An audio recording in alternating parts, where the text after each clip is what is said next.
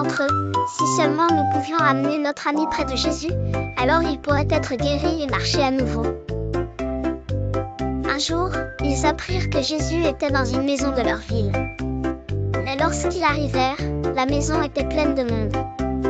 Il y avait tellement de gens venus écouter les paroles de Jésus qu'il était impossible d'y entrer, même pour un simple regard.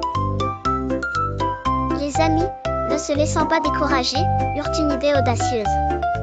Ils allèrent chercher une échelle et grimpèrent sur le toit de la maison avec leur ami sur une civière. Là, ils commencèrent à enlever les tuiles, à creuser un trou juste au-dessus de là où Jésus se tenait. L'homme sur la civière était à la fois effrayé et rempli d'espoir. Et puis, lentement, avec beaucoup de soin, ils le firent descendre à travers le trou et le déposèrent, juste devant Jésus. Lorsque Jésus vit cela, il s'arrêta de parler à la foule. Il regarda l'homme descendu du toit, mais plus encore, il regarda ses amis et la foi qui brillait dans leurs yeux. Jésus sourit et dit, « Vos péchés sont pardonnés. » Les gens rassemblés se regardèrent avec étonnement.